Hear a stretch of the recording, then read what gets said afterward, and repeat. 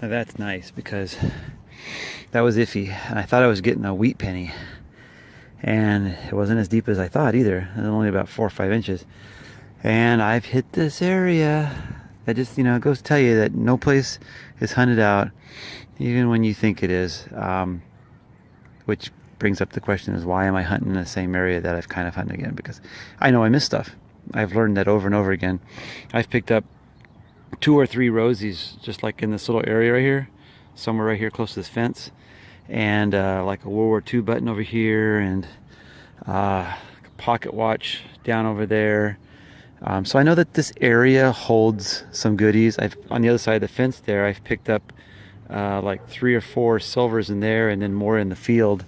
And I know that there used to be a house that set off over here somewhere. But yeah, this was a surprise. This is a park that has produced quite a few silvers. Not a lot, but quite a few. One barber in this park. I think that is another Rosie, isn't it? Yep, another Rosie.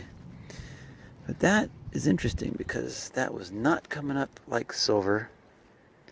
And I'm just wondering if there's maybe a wheat penny hiding in there somewhere, but I haven't had a chance to dig too much.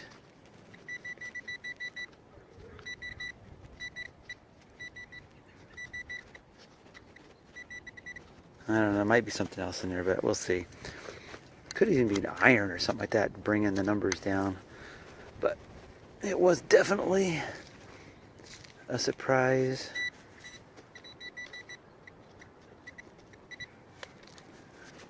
Nice shine. I'll take it.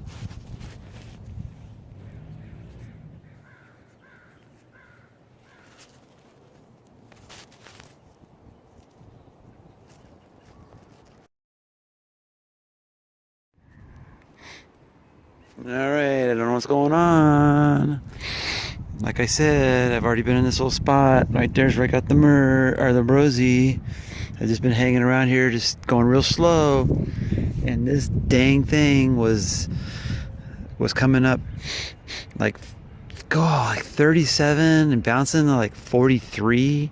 And I thought it sounded like a wheat penny, just in that doll range, not high tone. 4.5 or so inches, and out pops a Merc baby. Here I'm down in the hole digging more deeper and looking for it, and it's right up in my plug. Oh, I missed all these. I've been here so many times. But hey, I'll take it.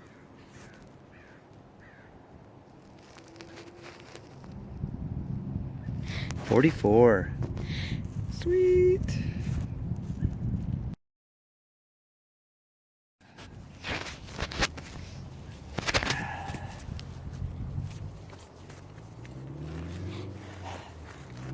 This sure in the heck sounds like silver, but it sounds like it's only 4 inches down. And there's no way I would have missed this. There's no way anybody would have missed this one. Oh my gosh, look at that. So weird. I've been over this old area so many times. There's where I just got that Merc. I got up and went over my coil, went over the hole, and had this high tone over here, and I thought, man, that sounds like almost like a surface quarter. It's coming up 1246. What the heck? Like I said, I decided, oh, be nice if there's no one in there. My pointer's been going out. It's just telling Hap that I'd like to get me, see, I'd like to get me maybe a new pin pointer. But it looks like a Rosie. Oh, it's a Merc, another Merc. Oh, what the heck? Look how shallow that is. And this one's coming in plain as day. Plain as day. I decided to record it just for the heck of it.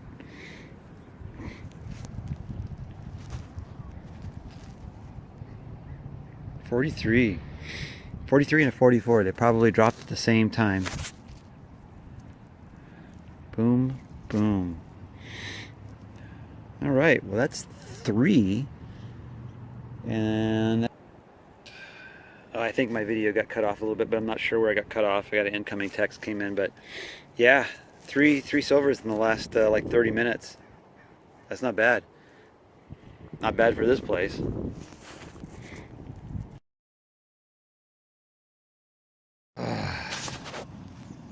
Well, I just had 2 targets actually. I had one here and then one here. This one ended up being like a pinky-sized bolt, but it was like stainless steel. And then I had another target, so I dug that. And I haven't got to it yet. It's down here. It sounds really big, and I have a feeling it might be just iron. I think it's probably just a big old piece of iron right there sticking up. But look what I also got in the hole.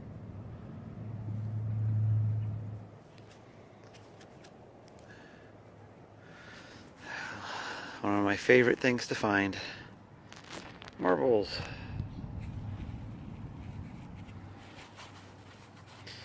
So random. So I'll take that, and I'm curious to see what else I got in the hole here. Yep, it's just a nail. So the nail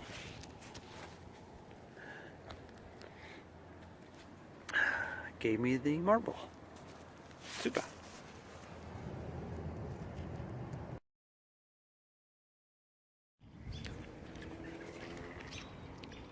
So the secret to what I'm doing here is I'm going slow. That's the big secret.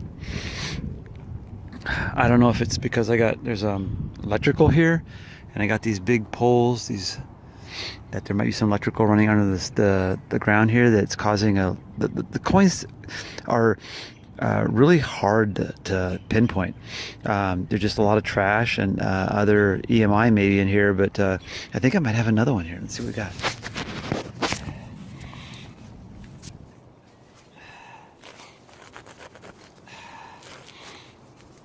This is an area that I have actually paced off a little bit too, but maybe I just paced it off a little too fast, and I'm going real slow. It's a wheat scent.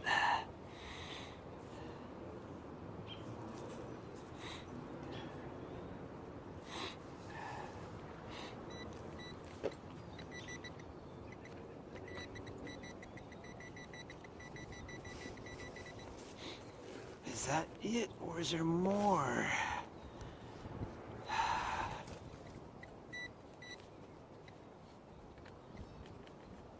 Nope, I think that's it.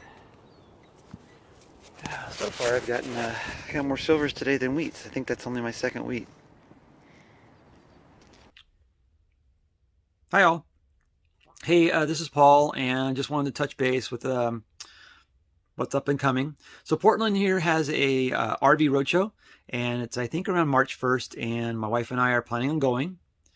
I don't know if there will be anything that we'll impulsively buy, but I do know what we want and some of the features that are kind of key for us, and so we'll see. But it's something for us to we need to walk in more trailers, and unfortunately a lot of the trailers are made with Luan and formaldehyde.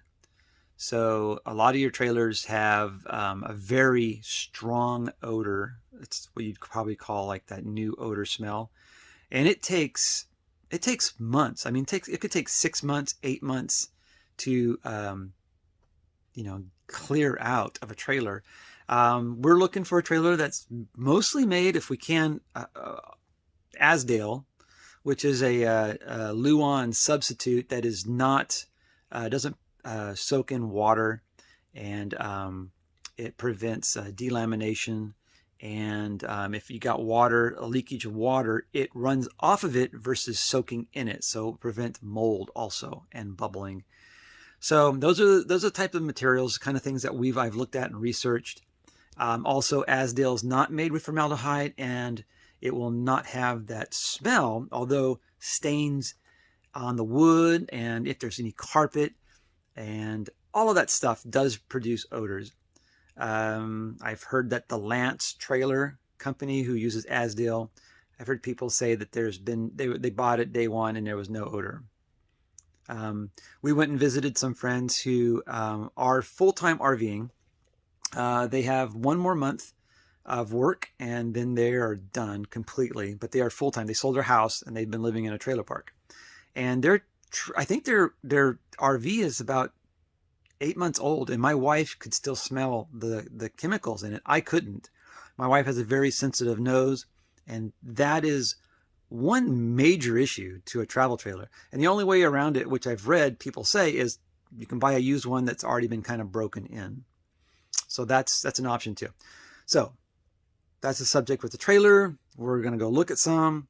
We're still thinking about Airbnb for the rest of 2022, and that'll tell us pretty much if we can afford it. That's the most important thing. And the second most important thing is whether we'll have close enough accessibility to the things we want to see. Because being in a trailer, you can be like right in a national park or closer to scenic hikes, viewpoints, etc. Whereas in an Airbnb, you might have to travel 30 minutes or 45 minutes just to get to that same location. So those are the things that we'll end up figuring out over the next, the course of the rest of the year and next year probably. But that's with the trailer issue. So as far as retirement goes, I just want to let you know, most of you are probably like me and my old coworker who complains every time I see him about healthcare. He's also 57. He would love to retire, and he has a lot of money. I mean, he's got more money than I do, and he's a single person with no kids, and his biggest concern is healthcare, the hurdle of healthcare, and as being a single person, it actually is harder, I believe, to get healthcare as a single person it is for a couple, but it depends on your health and your well-being, because I have another friend who would just self-insure. He would rather take the chances himself and self-insure, or he could do a high deductible plan, which would be very, very cheap. But if you have some health issues and you're concerned about the medical cost, then you're going to end up wanting to pay for something. And it could cost you a little bit more, because the Affordable Care Act is probably the best choice that I would see, because I've researched, there's a lot of, there's some Christian, like sharing, medical sharing. There's COBRA, which is extremely expensive. And there's the ACA, Affordable Care Act. And that's what we have today. I mean, we're the only country, I think, in the world, industrialized country in the world, that doesn't have a universal health care. And I know some of you are just saying, thank God. But you know what? I totally disagree. I think universal health care, when I look at my parents and I look at the future of my kids and the rising cost of rent and housing and everything else on top of health care for themselves and their kids and grandkids. Yeah, I'd rather have paid into a healthcare system for years, just like I paid into paid into Social Security and Medicare through my paycheck, but also privately paid into a 401k and an IRA. Doing those things are going to benefit me down the road. And that's the same thing as if you could put a few bucks away every month and get universal health care, at least in some sort of fashion. I tell you what, when you turn to be about 55, it makes a big difference, because I bet you a lot of you, let me ask you this question. Have you ever heard of the Rule of 55? It's called the Rule of 55. It's not an IRS rule you can look up under the Rule of 55. But if you Google it, let me ask you that question again. Have you ever heard of the Rule of 55? So if you haven't heard of the Rule of 55 and you would like to retire early, and say you're coming up on, say you're in your 50s, but if you're getting close to 50 or 53, 54, you can use the rule of 55 in the year you turn 55. So you actually be 54 and actually use this rule, or you have to be older than 55. And there's a few other rules, things like you have to be separated from service from your work if they have a 401k. This applies to a 401k, and it applies to drawing money from your 401k without having to take an early withdrawal penalty. Now that is done through the rule of 55, but you have to, there's a few things, it's like you have to be 55 or 54 and turning 55 that year, and you have to be separated from service from your work.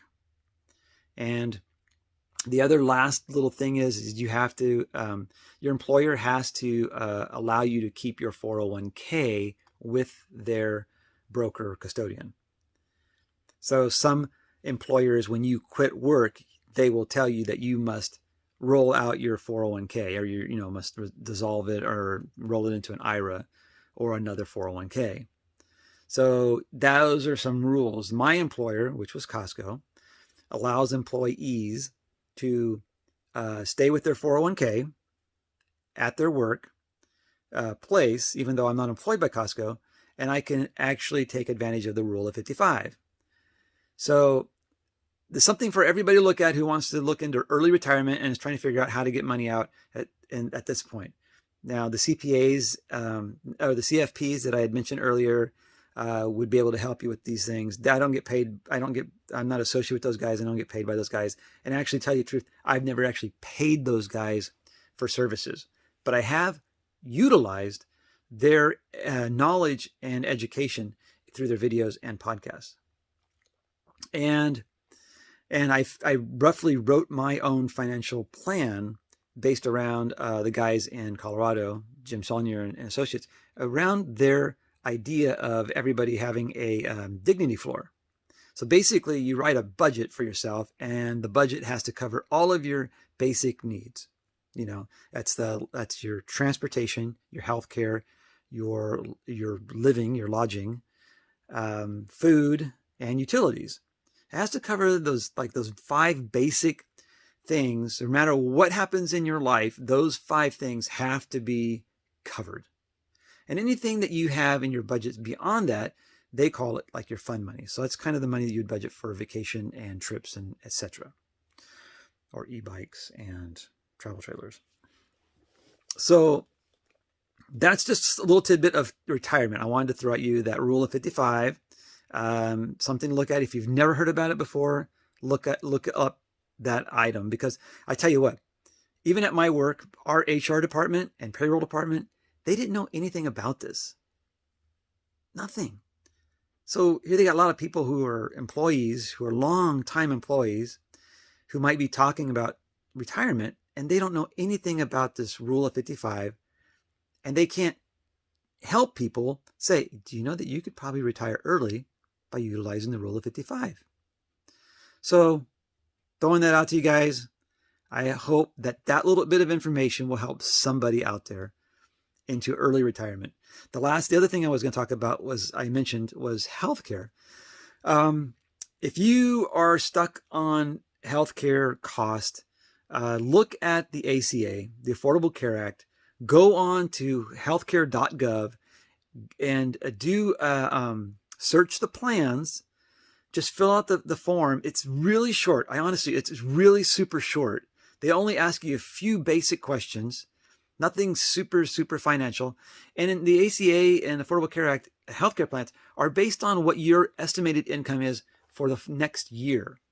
So basically, if I was retiring in 2022, so I'd be filling this out in the 2021, I would fill out the form and say, well, what do I think my projected income is for 2022? And maybe it's $40,000. Maybe it's $65,000. But you put those numbers in, whatever your estimated is, it'll tell you your tax credit, and it will give you a list of all the plans in your area under your zip code and the cost of those plans. And it also does dental if you want to do dental separately. It's listed in there as healthcare and dental. So I tell you what, healthcare is actually pretty affordable, but you have to be able to plan for it ahead of time.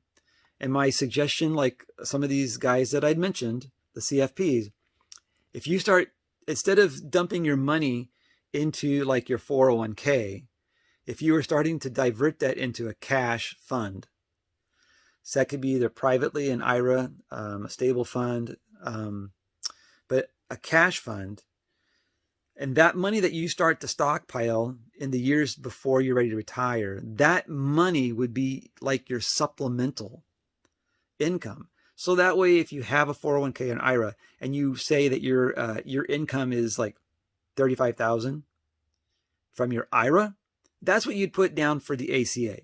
And the government thinks that that's your income.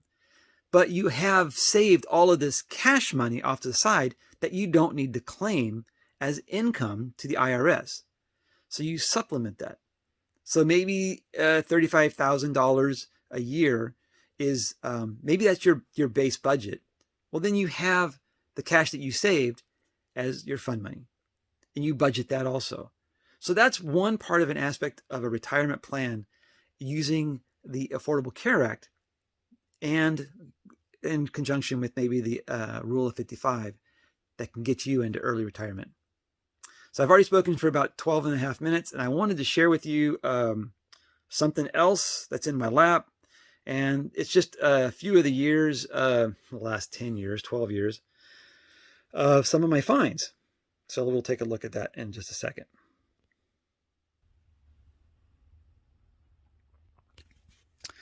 So here's some of my rings, but these aren't all my rings. I still got a few more rings down here. I've actually sold probably, I don't know, 1, 2, 3. I probably sold about 10 rings so far from here. And I still have that bundle that you saw in the last video of some turquoise items to sell also. So I still have a bunch of stuff that I would love to be able to sell. Now, unfortunately, I don't know if these stones are diamonds. I do have a diamond tester, but it's kind of janky. And I can't honestly tell you what some of these stones are. I would love to get some of these stones appraised. The purple ones I know for sure, probably just amethyst. But yeah, so some of these are going to go up on eBay. I got 3 silver rings up on there right now that actually just sold. And somebody got them for like really good price. So, I mean, if you ever looked up silver rings, they sell these things. I mean, a simple silver ring, right? That's a homemade one. That's a coin ring. Actually, I think that's a florin coin ring. But a simple silver band ring like this on like Amazon or in your jewelry store will probably cost you about $50. And you can, on eBay, they sell for about $8, $5. Yeah, because nobody, it's basically the silver. So people buying coins for like $5 or $6, you get like 2 or 3 of these rings, and they're about the same buck. That's all they pay. That's all people are going to pay for these silver rings. They're not really worth much of anything. Some of the antique ones with the pearl, that's what was in a fire, but might be worth something. And some of these actually might be worth something, but you never know until you try and sell them. If you try and sell them for a higher price, I got only a few gold pieces down here, but not much. Old class ring there. And then I got some smaller silver ones.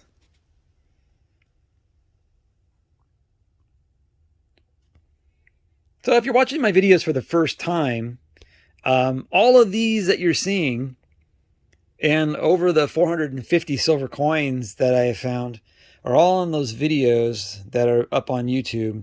And all of these rings are on YouTube also, in my collection of things. Yeah, it's been fun. It's been a lot of fun finding all of this stuff. And this isn't even all the stuff. I mean, most of you guys who metal detect, all the junk you get.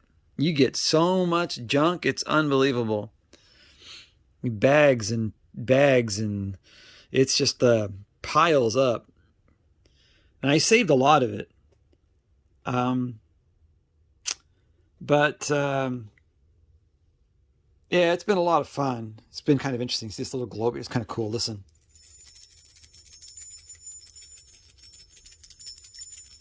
Can you hear it? I don't know. It's got some sort of little chime inside. And this was one of my, I thought this was really cool find too. I don't know what you put in there. You put a pill in there. You put maybe a nitrogen pill or I don't know, marijuana pill. I don't know what you put in there. But it's a little keepsake locket pendant. Pretty neat. All kinds of fun stuff to find, and you learn the history. Some forget-me-nots. But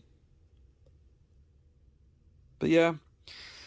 So anyways, I just sold a whole bunch of stuff. I sold a whole bunch of like two big lots of jewelry, junk jewelry, and you know, it's kind of interesting, you know, just finding like stuff like this, you know, junk jewelry. I throw it up on eBay with a whole bunch of other stuff, and somebody bought it. I mean, I just don't have any use for anymore. And these are marbles I'd love to sell. I sold some marbles, so I'd like to get those up someday. And here's a couple of I love these finds. It's really funny. This one right here, this video on mine is called My Most Fantastic Find, and it has the most views of any of my videos. I really loved finding this one. It's kind of cool. And then this one was really nice also. It's actually I think it's a lipstick holder. I can't remember if I think I opened it up on a video, and yeah, it's a lipstick holder, I believe. Nice. But yeah, some of the finds. If you don't know who I am and what I've done in the past, my main detector is the e-trac, and I swear by the e-trac 110%. It is the best detector out there that I've used. I knew you were going to say something. No, it's not. But so the Equinox 800 was actually on my to buy list when the e-trac died. It was a toss-up to see if Hap was going to do any good, and I know that he's been doing well with it, so I would be like, okay, it's good enough to get. I think I would be able to do very well with the Equinox. And then the Deus 2 came out, and here I am struggling and looking, and I'm like, I think I'm pretty sold on the Deus 2, but then somebody mentioned that MindLab is going to be coming out with a detector, and I'm wondering if it's going to rally the depth of the XP Deus 2, because I mean, I thought the law had limitations on how far those detectors could go because of underground pipes and wiring. I mean, I could be totally wrong. Please let me know. But that's why I always thought detectors didn't go as deep as I thought they should go. And so anyways, let me know if you know anything about MindLab and a new detector, if anybody's heard anything. I just heard a rumor out there. And but yeah, I am going to be getting a new detector, and that will probably happen as soon as I sell this house. And I'm in the process right now of getting it ready, and maybe another month and a half, hopefully putting it up for sale to 2 months and selling it. And then we'll be on the road, and I'll be back to detecting again, I hope. All right, guys, I've taken a long chat with just stuff, and I hope you enjoyed the video beforehand, and thanks for watching as always. I hope to just be out again sometime soon, and I know that Hap's already been going out, and I got to get my butt out there too. Just this house is killing me though. Work was killing me, and the house was killing me, and work is not here anymore, so at least I am able to take as many breaks as I need to, but the house still is killing me, and getting it ready for sale is the massive chore. Take care, guys. Enjoy your videos. Keep finding stuff.